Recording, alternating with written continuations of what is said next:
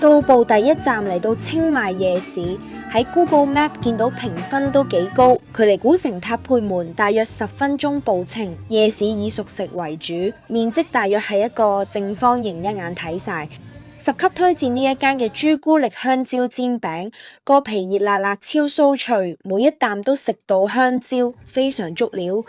呢款被譽為必食嘅泰國街頭小食，我都係第一次試。估唔到第一次食就俾我無意中揾到間咁好食嘅，但係食完份香蕉煎餅之後已經9成飽。其實夜市仲有好多嘢食，望落都好吸引，但係食完份香蕉煎餅之後已經9成飽，好推薦住古城嘅朋友揾一晚嚟呢度食嘢。食飽就梗係行返酒店啦，沿路有好多小店，每一間都充滿住建築特色，完全係視覺上嘅享受啊！到埗第一晚揀咗呢間酒店，位置喺塔佩門附近。呢間酒店勝在價錢相宜，因為第二日一早就會離開，所以酒店方面就冇好講究。整體嚟講，酒店房間有啲舊，不過酒店外觀都幾靚嘅。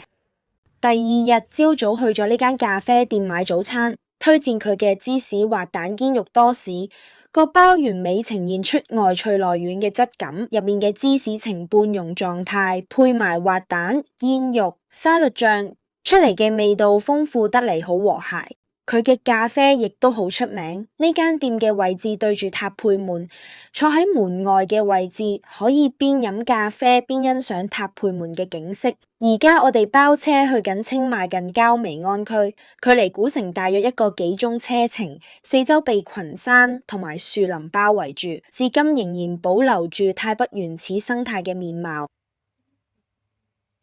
眨下眼就嚟到可可果園，呢度可以體驗朱古力整個製作過程，仲可以品嘗農場新鮮出產嘅朱古力飲品，絕對係朱古力迷嘅天堂啊！朱古力有5種濃度可以選擇，我哋揀咗58% 濃度，質地好滑，甜度剛剛好啊！除咗飲品，店內亦有售賣甜品、咖啡豆、咖啡瓜爾包等等。最後我買咗朱古力粉同埋一排朱古力做手信。嗰隻朱古力粉嘅粉粒比較粗身，唔係咁容易用。手信嚟講，我比較推薦買佢一排排嗰啲朱古力。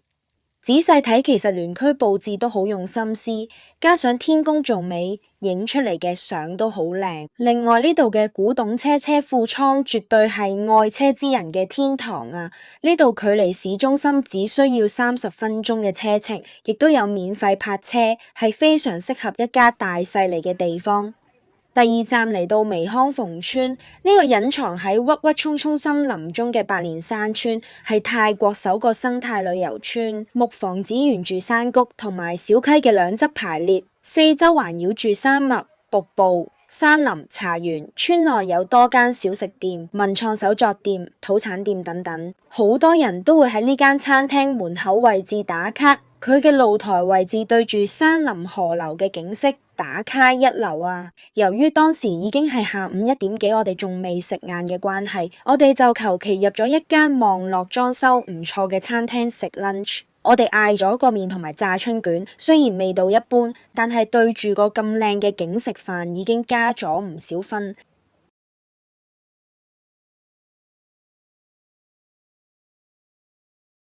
喺村口一間手作店買咗2個袋，呢度嘅手織袋款式比較精緻，而且好有質感。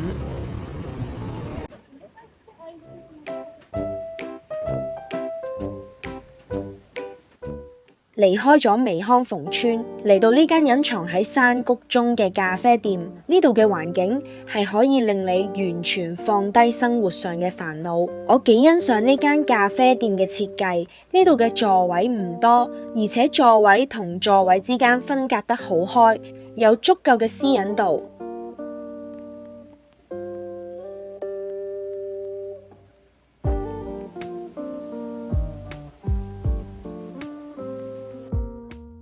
呢間店另一賣點就係佢嗰條又高又長嘅吊橋，行嘅時候吊橋會左右搖擺，有種穿越叢林嘅刺激感。喺橋上面可以喺唔同角度盡情打卡影相。另外需要注意嘅係，前往咖啡店途中需要行好多樓梯，如果帶住小朋友或者老人家唔建議去。行程嘅最後一站嚟到巨樹咖啡廳，呢間算係元祖級別嘅清邁網紅咖啡店，全因為佢嘅位置夠獨特。餐廳圍繞住森林深處一棵有200幾年樹齡嘅巨型榕樹懸空搭建，擁有非常壯觀嘅360度壯闊山谷全景。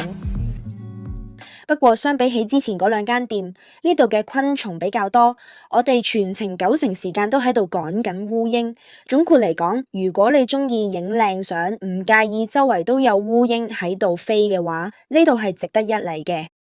下次會同大家開箱古城區最新簡約風酒店，仲會去試人氣米芝蓮泰菜。如果想睇更加多我嘅分享，記得俾個 like 支持下我，順手撳埋個鐘仔，有新片出嘅時候就會第一時間收到通知㗎喇。